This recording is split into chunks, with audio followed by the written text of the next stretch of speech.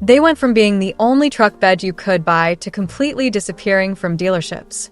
What killed the Stepside truck? For decades, the Stepside was the face of American pickup trucks. Those curvy fenders, those built-in steps, that classic look we all recognize from old photos and movies. But then something changed. These trucks that once ruled the road started vanishing, and today you can't buy a single new one from any major manufacturer. This is the story of how the Stepside truck rose to become an American icon and then fell into extinction. Now, before we dive in, I gotta tell you something crazy. Only 2% of you guys watching this channel are actually subscribed. That's like having a full football stadium where only 10 people are clapping. Don't be one of the people sitting there in silence. Hit that subscribe button right now and be part of the 2% that actually supports what we do here. Let me take you back to where it all started. In the early 1900s, when the automobile was still young, there was no such thing as a pickup truck like we know it today. Car companies just sold you a bare chassis with an engine and wheels, and you'd figure out what to put on top of it. Want a car? Add a passenger body. Want a truck? Well, that's where things got interesting. The pickup truck was basically born out of necessity. Farmers and workers needed something to haul stuff, so they started adding wooden beds behind the cab. These weren't the fancy integrated designs we have now. These were simple boxes bolted onto a frame. And here's the thing that matters. These beds were narrow, not because it looked cool, but because of pure practicality. If you made the bed as wide as the truck, the rear wheels would be in the way. You'd have these massive bumps sticking up into your cargo area, making it almost useless. So what did they do? They built the bed narrow and stuck the rear fenders on the outside. This created those bulging wheel arches we all recognize, plus it gave you a convenient step right behind the cab. You could hop up there to reach stuff in the bed without climbing all the way in. It wasn't planned as a design feature. It just made sense. And for the next few decades, this was the only way trucks were built. Through the 1920s, 30s, and 40s, every single pickup truck you saw on the road had this design. Ford had it. Chevy had it. Dodge had it. There was no other option. The Stepside wasn't a style choice back then. It was just how trucks were made. Nobody even called it a Stepside yet because there was nothing else to compare it to. It was just a truck bed. But then the 1950s arrived, and everything was about to change. The post-war economy was booming. Americans had money to spend. Suburbs were spreading out. And for the first time, regular families were starting to buy pickup trucks not just for work, but as everyday vehicles. The truck market was growing like crazy, and manufacturers saw an opportunity. Enter Chuck Jordan, a young designer at General Motors who would eventually become the vice president of GM Design. In 1954, Jordan was sketching designs for Chevrolet's upcoming Task Force truck line, and he had a wild idea. What if a truck could look as stylish as a car? What if you could make it appeal to suburban buyers who wanted something nice, not just farmers who needed something functional? Jordan designed something revolutionary, a pickup bed with smooth, flat sides that flowed seamlessly with the cab. No bulging fenders, no exposed wheels, just clean, elegant lines like you'd see on a Chevrolet Bel Air sedan. The bed would be wider, giving you more cargo space. It would look modern and sophisticated. But there was a problem. Creating the stamping dies to manufacture steel panels in that shape would cost a fortune. So Chevrolet got creative. They turned to fiberglass, the same material they were using on the Corvette. In March 1955, Chevrolet launched the Cameo Carrier, and it was unlike anything the truck world had ever seen. The rear fenders were made of fiberglass panels that bolted over a traditional narrow bed, creating that smooth-sided appearance. It came in Bombay ivory with industrial red trim, featured chrome bumpers, white wall tires, and even had carpeting inside. Carpeting in a truck was almost unheard of in 1955. This wasn't a cheap work truck. The Cameo started at around $1,835, which was nearly $500 more than a standard half-ton Chevy pickup. With all the options like the V8 engine, hydromatic automatic transmission, power steering, and brakes, you could spend over $2,400. That was Buick money, but people bought them anyway. In that first year alone, Chevrolet sold over 5,000 Cameo carriers. The Cameo showed the world that there was a market for stylish trucks. Suddenly, the traditional Stepside design had a name because now there was something to compare it to. Chevrolet called their new smooth-sided bed the fleetside. The old design became the Stepside, and the revolution had begun. Ford was watching all of this very carefully. They saw what Chevrolet was doing with the Cameo, and they knew they could do it better. The problem with the Cameo was that it was expensive. Those fiberglass panels weren't cheap, and the whole thing was basically a fancy dress-up package on a standard truck. Ford wanted to make this smooth-sided bed available to everyone, not just wealthy buyers. So in 1957, Ford introduced the F-100 with a bed they called the Stepside. And here's what made it special. It wasn't fiberglass panels over a narrow bed. It was an all-steel, full-width pickup box right from the factory. The bed was genuinely wider, built to the full width of the cab. The rear wheels sat in recessed wheel wells inside the bed, giving you way more usable cargo space. And most importantly, it was standard equipment. Any working person could afford it. The traditional fender and step design was still available too. Ford called that version the fleetside, creating a naming convention that would stick around for decades. For the first time, truck buyers had a real choice. Do you want the traditional look with those classic curves and convenient steps? Or do you want the modern look with more cargo space and sleeker styling? The 1957 Ford F-100 Stepside was a landmark truck. It put modern pickup styling into the hands of everyday workers, and it forced everyone else to catch up fast. Chevrolet responded in 1958 by introducing their own all-steel fleetside bed across the Apache truck line. GMC followed suit, calling their version the wide side, though they called the Stepside a fender side. Dodge jumped in for 1959 with the Stepside, complete with forward-look tail fins that were straight out of their car lineup. Every major manufacturer now offered both styles. The smooth-sided beds were called fleetside by Chevrolet and GMC, Stepside by Ford, and Stepside or wideside by Dodge. The traditional external fender beds were Stepside for Chevy, fleetside for Ford, Uline for Dodge, and Fenderside for GMC. Different names, but you get the idea. Two distinct styles, both available, both competing for your attention. And through the 1960s and 70s, they coexisted. If you wanted that classic look with the exposed fenders and built-in steps, you could get it. The Stepside had its fans. It looked tough and traditional. It had character. You could mount toolboxes on those steps without losing any bed space. If you needed to grab something from the bed, you had an easy way to climb up. And honestly, a lot of people just thought they looked better. There's something about those curves that screams classic American truck. But the smooth-sided beds were winning. And it wasn't just about looks. They were legitimately better for actual work. The wider bed meant you could fit standard 4-foot wide materials like plywood and drywall flat between the wheel wells. You could stack more cargo because you didn't have those fender intrusions eating up space. And as truck designs evolved and became more aerodynamic, those bulging external fenders started to look dated. Manufacturing costs played a role too.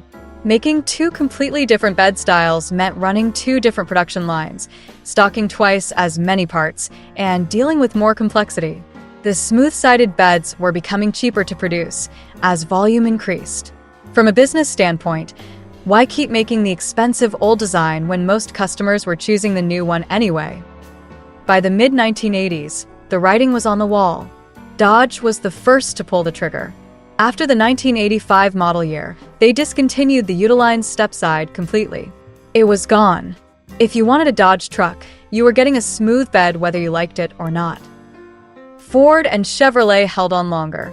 Through the 1990s and into the 2000s, you could still buy a Stepside truck from either company. But sales were dropping. These trucks had become niche products, appealing mostly to enthusiasts who appreciated the classic styling. The general public had moved on.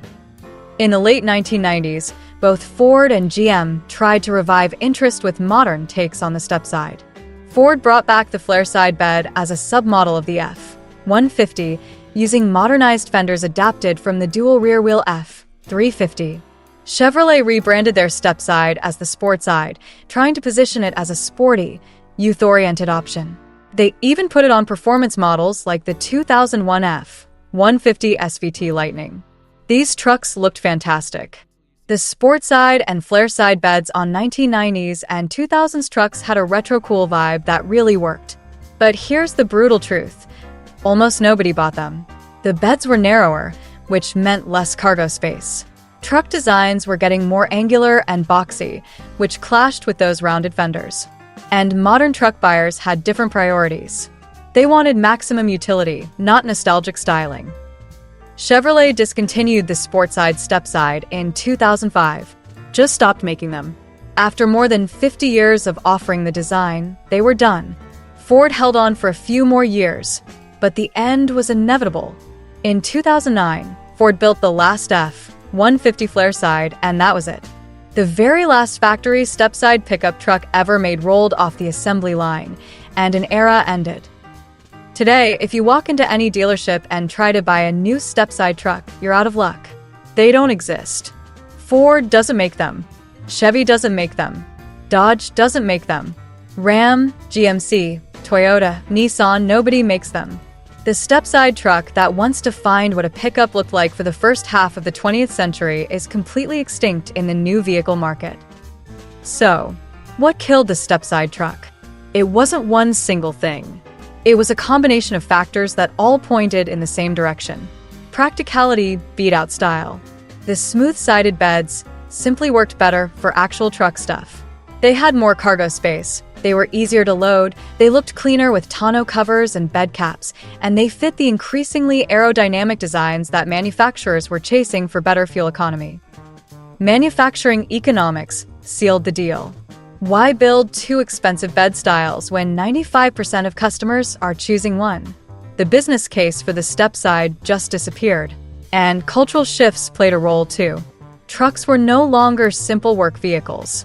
They were becoming luxury family haulers, commuter vehicles, and lifestyle products.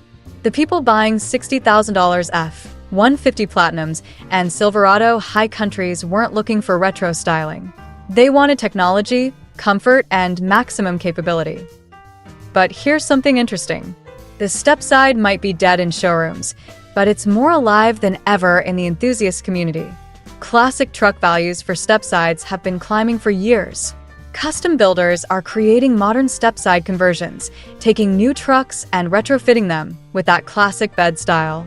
You can find kits, reproduction parts, and entire replacement beds designed to give your new truck that old-school look. There's something about the Stepside that still captures people's imagination. Maybe it's nostalgia for a simpler time. Maybe it's appreciation for that undeniable style. Or maybe it's just that we miss having choices. Modern trucks are amazing machines, but they've all started to look the same. The Stepside was different. It had personality. It made a statement. The Stepside truck story is really a story about how the automotive world changed. In the early 1900s, trucks were purely functional tools designed by engineers to solve problems. Nobody cared what they looked like, as long as they worked. Then in the 1950s, designers got involved and suddenly trucks could be stylish. Chuck Jordan's Cameo Carrier proved that people would pay extra for a truck that looked good. That opened the floodgates for decades of innovation and competition. But by the 2000s, we'd come full circle in a weird way. Trucks were once again designed primarily around function, except now that function was different. It wasn't just about hauling hay bales and lumber. It was about towing massive trailers, carrying entire families in comfort, integrating technology, and meeting strict safety and emission standards. There wasn't room for nostalgia in that equation. The smooth-sided bed won because it better served what trucks had become. And the Stepside lost because it represented what trucks used to be. That's not a value judgment. It's just how markets work. When customer priorities change, products change with them. The Stepside had an incredible run, dominating for half a century and hanging on for another 50 years after that. But eventually, its time was up. What's fascinating is that this might not be the end of the story. We've seen trends cycle back before. Retro styling has been huge in the automotive world. Look at the Ford Bronco, the Chevy Blazer, the new electric vehicles with classic-inspired designs. Manufacturers are realizing that heritage and emotional connection sell cars. Every few years, rumors pop up about companies considering a Stepside revival. Custom builders keep creating one-off modern Stepsides that get tons of attention at car shows. Social media is full of people saying they'd buy a new Stepside truck in a heartbeat. There's clearly still demand out there, even if it's a small niche. Could we see a factory Stepside return? Maybe as a limited edition. Maybe as part of a heritage or anniversary package. It probably wouldn't be a regular production model. Those economics still don't work. But a special run of a few thousand trucks? That's possible.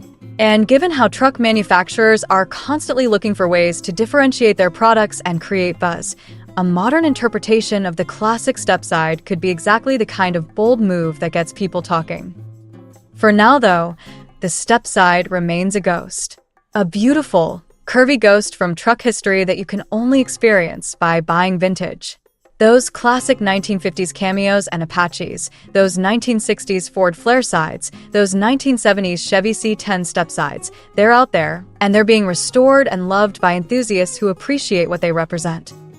The Stepside truck rose to fame by being the only option, survived decades of competition by offering classic style, and ultimately fell because the world moved on. It's a reminder that nothing lasts forever, even icons. But it's also a reminder of how much character and personality used to exist in the truck market. These weren't just transportation appliances. They were choices that reflected who you were and what you valued. The smooth-sided trucks won the war, and they deserve to. They're objectively better for modern truck use. But man, what we lost in that victory was something special. We lost variety. We lost that classic silhouette. We lost those beautiful curves and that unmistakable profile you could spot from a mile away. The Stepside truck's dramatic rise and fall teaches us something about the automotive industry and maybe about life in general. Nothing stays the same. What's dominant today will be obsolete tomorrow. What everyone loves right now will be forgotten in a generation. But if something was truly great, if it really meant something to people, it never completely dies. It lives on in memories, in restored examples, in the influence it had on everything that came after. So the next time you see a classic Stepside rolling down the road, maybe at a car show or cruise night, take a second to appreciate it. You're looking at automotive history. You're seeing a design that defined pickup trucks for generations. You're witnessing the ghost of what trucks used to be before they became the ultra-capable, ultra-practical, ultra-expensive machines we have today. The Stepside truck is gone, but it's not forgotten. And who knows? Maybe someday, when everyone's driving smooth-sided electric trucks that all look exactly the same, we'll be ready for that classic stepped fender to make a comeback. Because sometimes, the old ways were the best ways. Not because they were more practical, but because they had soul. If you made it this far, go check out the next video popping up on your screen right now.